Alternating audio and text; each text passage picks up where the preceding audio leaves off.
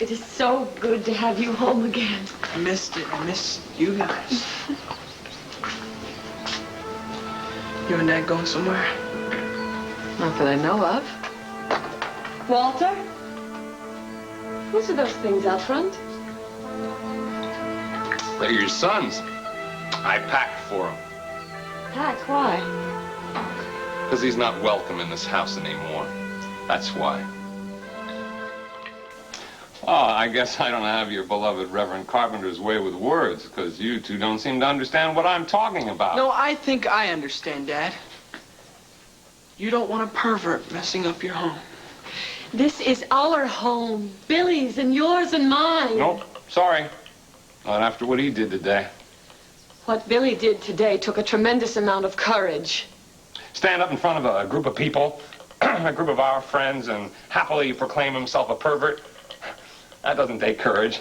Certainly takes a lack of shame, hell of a lot of nerve, which apparently he gets from his mother's side of the family. What is that supposed to mean? I don't know. I guess maybe I just felt lonely up there today, huh? A little betrayed when my only son happily brags about being a homosexual. Dad, I wasn't bragging. And you leave my side and go stand next to him? No, I wasn't betraying. You know, it's like Billy sticks the knife in and leaves it there, and then you give it a little twist, you know? I don't know how I'm going to forgive you for this. What Billy did was to stand up for a friend. Andrew Carpenter helped him out when he needed help, and Billy was returning the favor very gallantly, and yes, very bravely, in a way that made me realize what my duty to my son was. Oh, what's that? To embrace perversion and betrayal? To accept him for who he is, whatever he is. He is sick. We have to accept him as he is, because we have to love him. I don't. See, if the rules are all changed, if Billy is not the boy that I thought he was, then all bets are off, and somebody's gonna have to leave this house.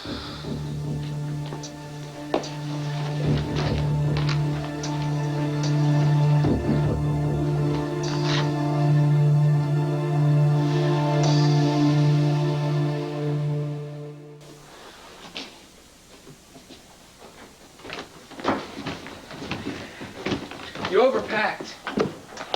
Oh, I guess I've been living with your mother too long. Billy, what are you doing? Well, see, these jeans and sweatshirts I can use, but the dress clothes that you bought me just to look good at the country club, I don't have any... You don't have to do this, sweetheart. Now, you take this suitcase and trunk back up to your room, and I'll put everything away later. Mom, I'm gonna need some of this junk, all right, when I'm on my way, okay? Why? You're not going anywhere.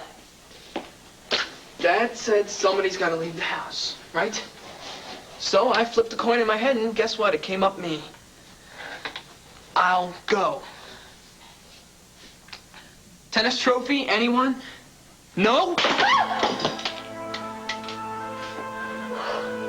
Billy, you've broken it.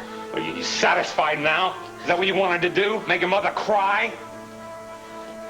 Do you remember when you won this? You were so proud of me. Photo album, anyone? Priceless record of family trip? Knock it off!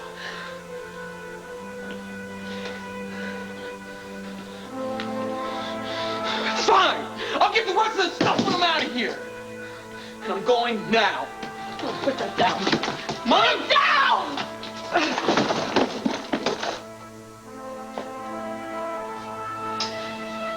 Allow me. If you want to pack a suitcase, Walter, I suggest you pack your own. What are you, hysterical? No, I'm not hysterical, but I'm going to be if my only son is forced to leave his home. If you can't accept him, if you can't accept my love for him, then I think you'd better be the one to think about leaving.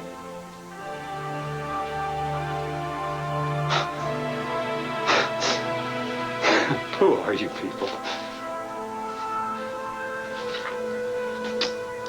Well, I guess I might as well leave. I mean, my wife and kid have already gone, left whoever you two people are.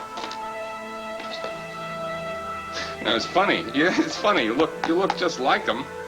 You see this bunch of happy campers that Yellowstone, Old Faithful right over here. No, can't be you. See, you're a couple of strangers. You know, Dad, I remember the exact day you took that picture. You're right, Old Faithful was just about to blow, and there we were. And these two guys walked by, you know, touching each other a little too much, maybe talking a little too loud. Do you remember what you said, Dad? Good God, you can't get away from the homos, can you, Virginia? Even out in the wild. And then you told me your mom to smile. You know what I'm thinking in that picture there, Dad? You know what I'm thinking? Gee, Dad, if you only knew. You understand, Dad? I've always been a stranger.